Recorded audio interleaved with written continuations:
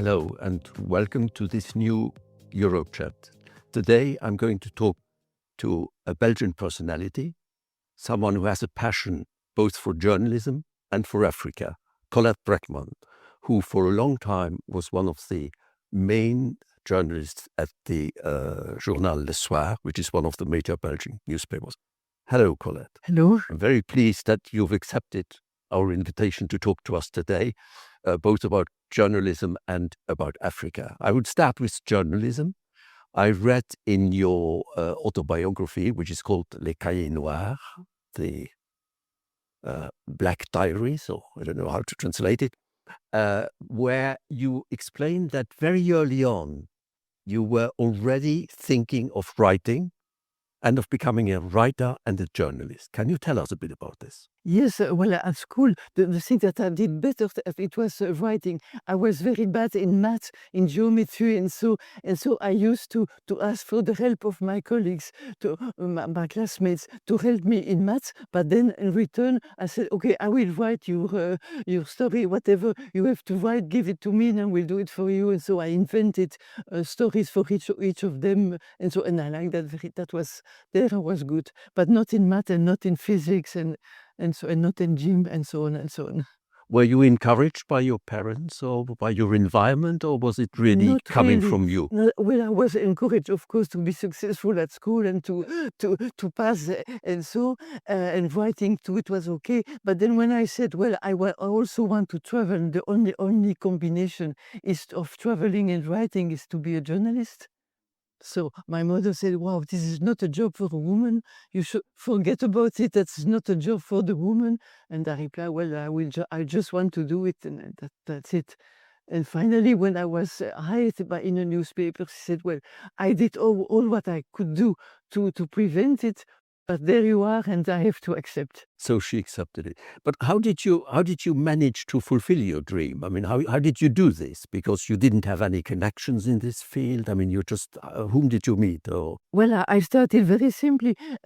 Once I heard it at a party. I met a guy and he said, "Well, I'm a freelance journalist on sports in a newspaper." Oh, I said, "Oh, do you want another drink? You want to dance, whatever?" So I had a good contact with him and said, "Could you introduce me in this newspaper?" He said, "Yes, but I am in the sports section. No, that's not for me.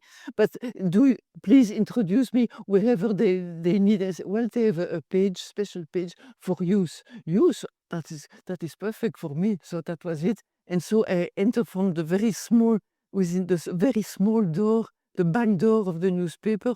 But once I was in, they could not have me out. okay, yeah. You were young, so starting with youth makes a lot of sense. Well, if you look back at your career, what would you say is important to be a good journalist at the time and now? The difference, Yes. I think, you name the first thing is you need the same spirit, the curiosity, the spirit to go, to move yourself. Even in the city where you are, you can report very well. Even in Brussels, good stories are next door.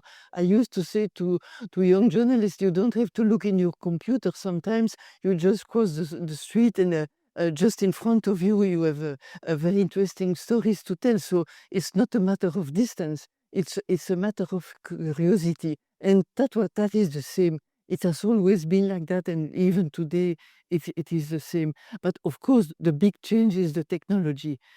But my young colleagues, sometimes they believe that everything is in their computer. Everything is in the telephone, everything is a computer. Of course, it's very helpful. I use it also, but that's not the only source. Human beings are helpful also. But is it still possible to be a journalist as before, or do you have to? Is it a completely different job today with artificial intelligence, with the social media, and all of that? Or do you think the basic definition of a journalist is still the same? In my view, the spirit is the same, but the practice is very different, of course. But the spirit, the need to know, to go further, that is in yourself. That is the same. To be a good journalist, you have to be curious at everything and to to be open-minded. That is the basis. But then technical, I think there is no job that has changed so much as journalism. When I started, I had to write my stories by hand and to dictate them on the phone. Can you imagine? And then in the newspaper there was a secretary. She listened to the phone call and she typed the story. When I tell that to young journalists, no, it's just as explaining how was the Middle Age. It's so amazing, but it's not that it is not that much. And when I see all the changes the journalists have to go through now with internet, with artificial intelligence, we have to deal with that. That is amazing. This is one of the profession where you need more sense of adaptation. You have to match. You have to be interested in people. That's what I think you said initially. But you also have to go with the technology. You have to accept the changes. technology and spend time learning the technology and go through. And in your experience, because you have such a long career, have you felt free to write as you wanted? Or did you feel many constraints? I mean, were there political constraints or constraints from the owner of Le Soir, or did you feel free to work as you wanted? Well, the first constraint of a journalist, it's technical. You don't have to write too long. You have to limit yourself. You have to write according to the timing. You have to deliver your story in time. There is a good story. It's a story that arrives in time. If it's late, it's too late. It's finished. You lose the whole thing. So that is very, very basic. But then the constraints, we have rules. We have deontologic rules who are more explicit now, I think, than before. Before, it was sort of a good common sense, good faith, relating what you have seen, relating what you know. And so it was just a basic good common sense with the approval of the hierarchy of the newspaper where you are. But now it's more strict. We have rules. There is in Le Soir, I contributed, I confess to this, because we had a Society of Journalists. And so we had a chart that we have written ourselves, and in this chart, which is the basic rules of being a journalist in an independent newspaper, it is that we are independent. You cannot be influenced. Of course, you cannot be paid. You cannot accept privilege or whatever. So this is really, really basic, but you have to obey to that. If you don't, you don't have pay. You don't have to stay in the paper. Yes, and you were mentioning before that you have always been interested in traveling, and if I understand correctly from your memoirs, that you did quite a bit of traveling. You became a kind of reporter in various areas, so you traveled quite a bit at initially. I mean, Until the end of almost every 6 weeks, every 2 months, I had the need to move and to go somewhere and to be on the ground, boots on the ground, to be on the ground and to see and to report the real thing, not only sitting on a table with my computer. yes, you're quite courageous. We'll come to that, but so, and then of course you had this passion for Africa. Why? I mean, why were you so interested in Africa? And particularly when we talk Africa, in your case, it's primarily Central Africa. Central Africa. Well, as you know, Belgium had a colony, and two smaller countries, Rwanda and Burundi, but mostly Congo. And so Congo was for my generation in the 60s, Congo, independence of Congo, the murder of Lumumba. And so those were the main events of my childhood during the 60s. And I had the feeling, I confess, I was reading the newspaper we received at home, listening to radio, listening to the press, and I had the feeling, but absolutely no proof, nothing. But the feeling that they were not telling me the whole thing. That was not the whole thing. It did not match with what I could feel or guess. And so, I had this idea I should go myself and check myself, because this is not the complete story. They are missing some points, and I wonder which ones I want to go. So that was in my mind as a dream, finally, because I was too young to go, but it was sort of a dream. And then, when long time after I had to wait quite a long time, finally I landed in Zaire, which was Zaire of Mobutu.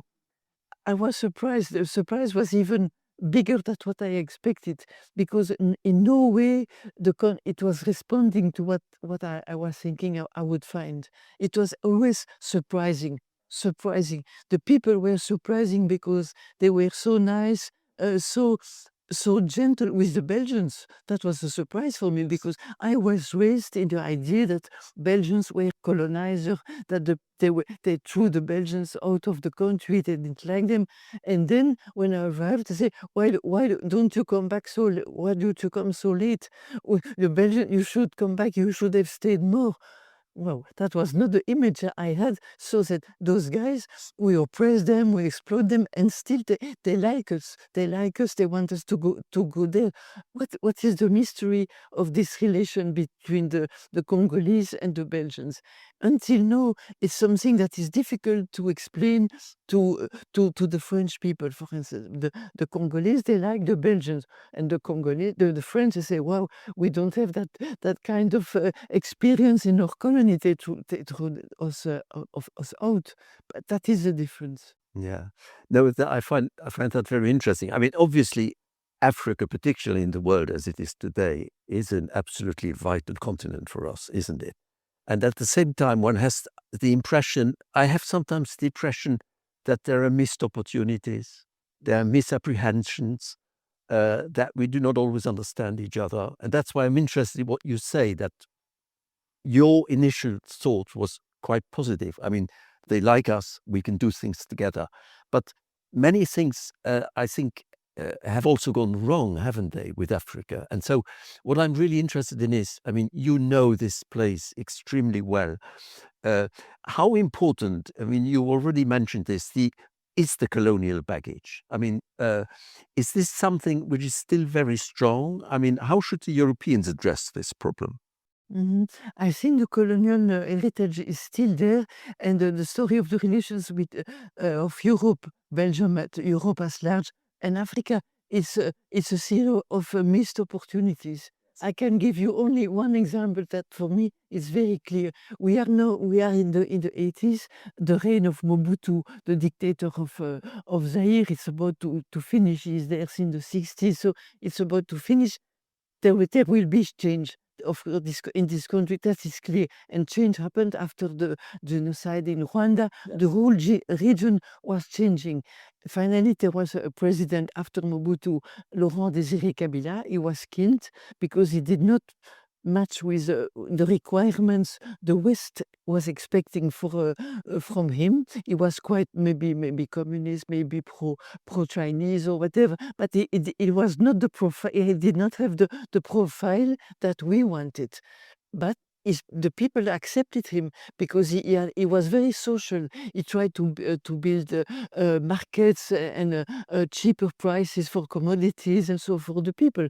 That was the people. They finally they like him, but not the white people, not the Europeans. Finally, he was killed. His son came in, and the son was much better for us as the father. He liked the white people, he liked the Belgians. He came to Belgium, he asked for help. And really, that was a great opportunity, not only for Belgium, but for Europe to invest to explore the raw material, to explore new materials like coltan, cobalt, and so. And Europe did not move, and Belgium did not move. They say, okay, we will look, we think about it, we come back later, because we had another priority, which is it was Eastern Europe. And I can understand it. Europe, we were focused, how are we going to integrate Polonia, all the Eastern countries. Of course, that was an emergency for Europe. I can understand that. But in the meantime, we forgot that in Africa, we had opportunities. We were the first on the line to go there to invest because they were waiting for us. we did not go. And then 10 years after, Joseph Kabila, no, not 10 years, 5 years, he was in charge. He was waiting for the Belgians, for Europeans. Nobody came, nothing happened. What did he do? He sent a special envoy to China, to Beijing, complete complete secrecy. And one day the guy came back and said, I signed the agreements with China. China will come in Katanga and exploit the resources. And then there was an outcry in Europe. Wow, that is a traitor. He forgot us. Yes, but it is you forgot him in the very beginning. You see, that is a clear missed opportunity that we still pay today. Yes. Even today. Yeah. Yeah. No, I think that's right. I mean, we are still, I think, the biggest trading partner of Africa, but the Chinese have now become very strong there. I don't know about the Americans so much. What can the Europeans do now in order? I mean, you mentioned the question of the natural resources, which is both a potential blessing for the country or for the region, but it's also a curse, isn't it? Both within the region and with predators coming from outside. What could Europe do to have a more positive development of the natural resources, and which would also benefit us, of course? But I think that African countries, and especially Congo, it has more to offer, more than copper, more than coltan, more than gold, more than uranium, more than all those material resources. It has also the biodiversity, the forest. It is the largest forest in the world, bigger than the Amazonia. It is the largest reserve of oxygen in the world. It is the largest reserve of clean water. The Congo River is one of the biggest in the world. So this is very important for the future. To me, in my view, it's more important than the minerals. Also, the diversity in the forest, the plants, the medicines, and the local people, they know about the medicines, but we send the medicines from here that we produce, and so, but they have also their medicines. Maybe they can cure our sufferings also. But we should go further on in the exchange of experience and also listen to them, listen to the way some of them, they preserve the forest, they treat the nature, they know the birds, they know the animals. It's important for our common future. Yes, I find this very interesting because I don't know Africa very well. I've been a few times to Africa, but I'm not at all an Africa expert. But the one thing I have felt over the last years is that we preach too much to the Africans. I mean, I'm all for European, for values and universal values, and we should do them, but we talk too much about them and don't practice them well enough, is my impression.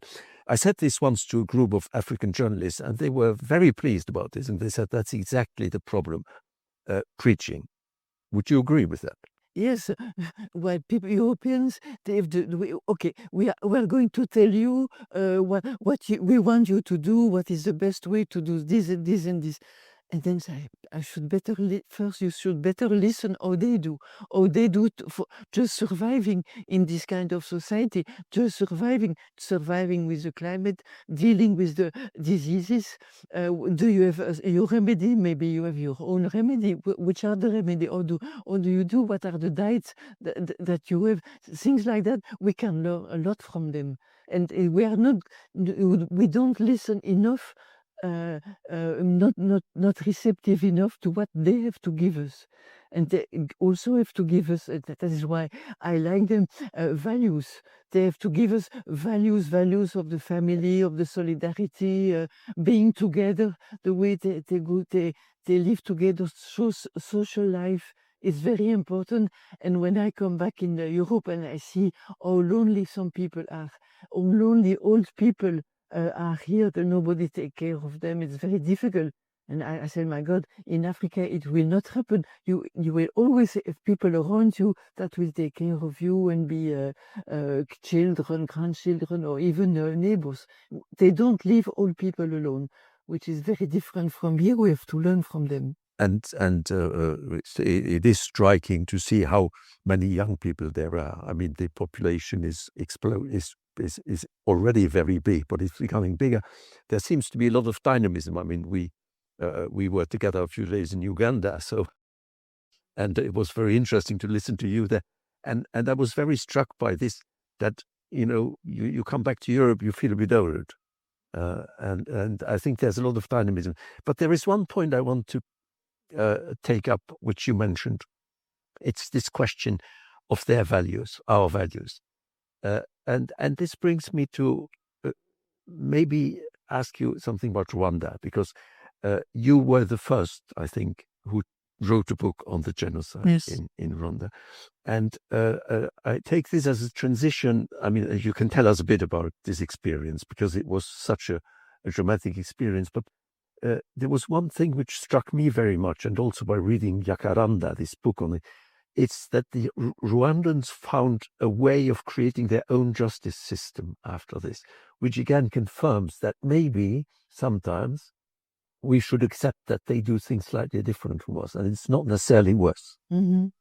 Yes, Rwanda, for me, it was a really very great experience to see people. That was the most Christianized country of Africa, because the Belgians had done a good job sending missionaries, priests, and so nearly everybody was Buddhist, was Catholic, the churches were full. And then I could see the churches being full of corpses, because they killed their neighbors, and they killed their neighbors in the church. So it was sort of profanation of religion, of the belief. So that was a big shock.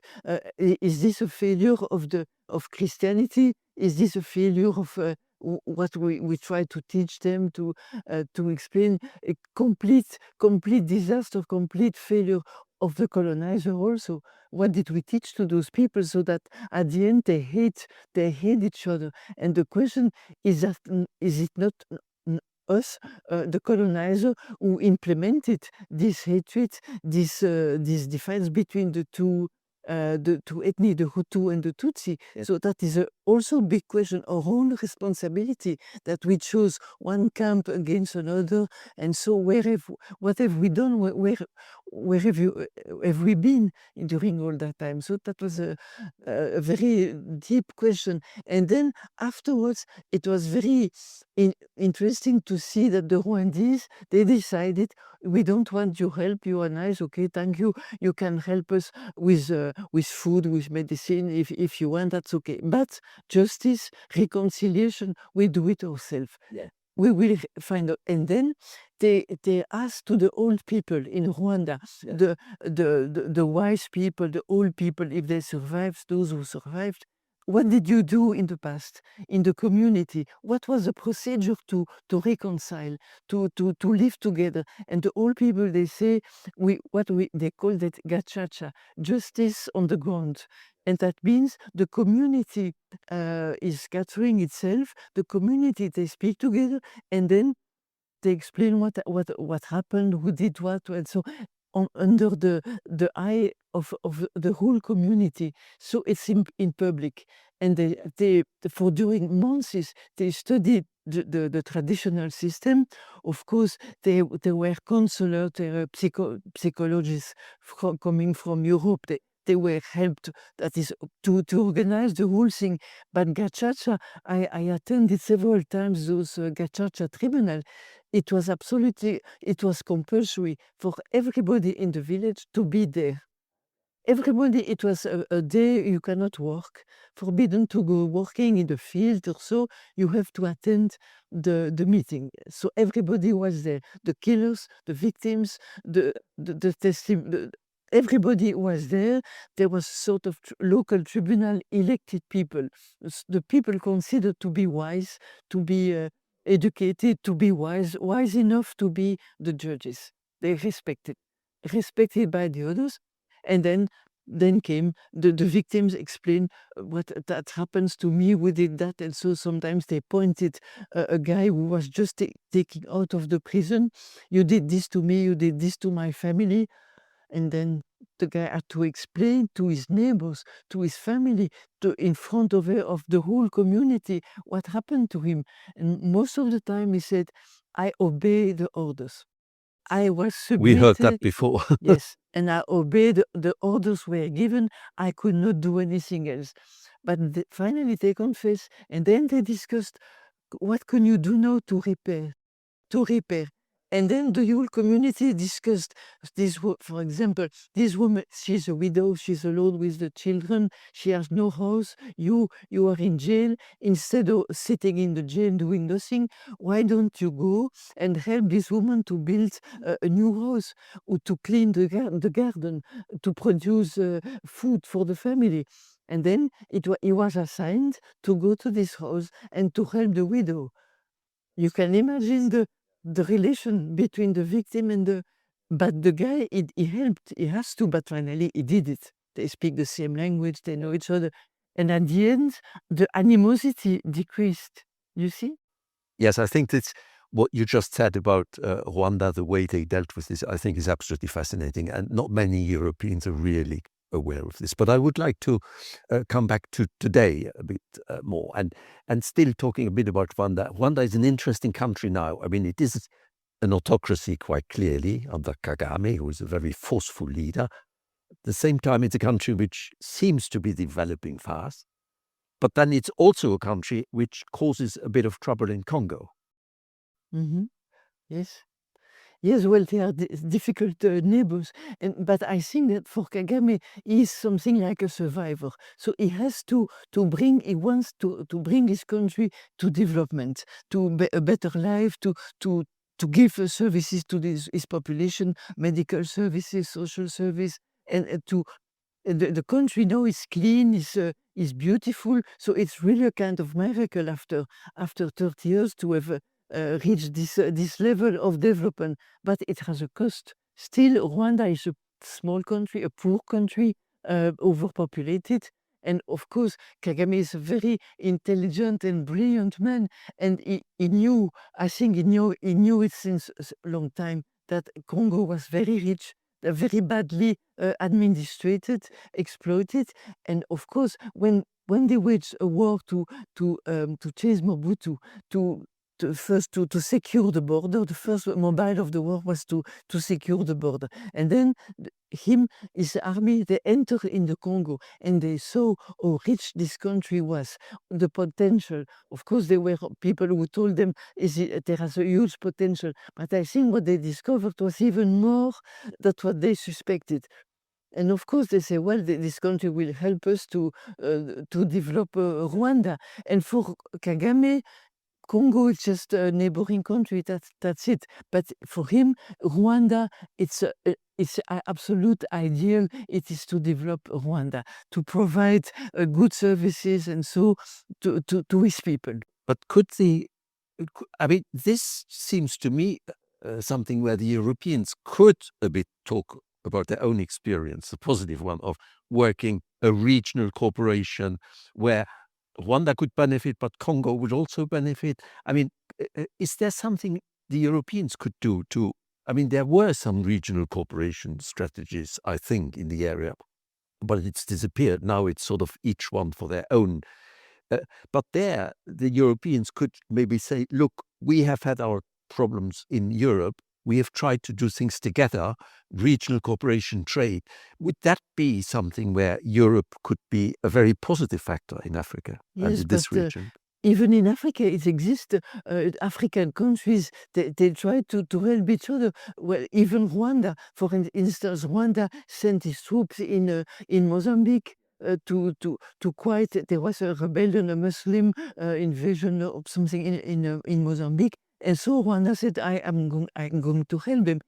He helped also Central African Republic to stabilize the regime. So, but always he has some advantage. He takes advantage out of it. It's not for free. But in Europe, is it for free? What we do for each other? And just look at the Americans today. Nothing is for free. Nothing is for free. Try the deal between Rwanda and thing. Exactly. They are trying to get their hands on the thing, and that's again where I think the Europeans should. Where we have slightly different approaches and values, and this would be if we played those positively. I still think we could be a really interesting alternative for China, for the United And we States. can explain to our African friends that if finally in Europe we manage to live together, to be good neighbors, to collaborate with a better benefit for all of us. And that is the recipe for success, to collaborate. I think in Africa they want to do it. There is a will to do it, but still it's not so far after independence. They are still working for each other of a kind of rivalry and so. I mean, if you had a dream for Africa and Europe together in 20 or 30 years' time, what would that be? Where should we be with Africa? Well, that's when Africans come here, that is already the case. When they come here, they feel at home. They say Belgium is our second country. We have racism in them. But anyway, they come here, they feel okay. They can study, and they say we feel at home. And some Europeans, they go in Africa, they feel home also. The links are already there. I mean, especially Congo. It's not the same in Mali, Niger, in the French colonies. It's much more tense, and the feelings are more difficult to manage. But Congo, we can go back if we are good, honest brokers, and we really help them. The contact is still, there is something left, which is very positive. So we can help them, and they can help us also. Thank you very much, Colette. I think that's a very nice conclusion to a fascinating talk. And it's always good to have an optimistic ending to talk and saying we can do things. Even the Europeans can do things, and we can do things with the Africans. So this concludes our talk today. Feel free if you have reactions, and stay tuned in, because we will, of course, continue with this series and touch on other themes. But I thought that for once talking about Africa was a good idea. I hope you liked it too. And thank you very much. Bye-bye.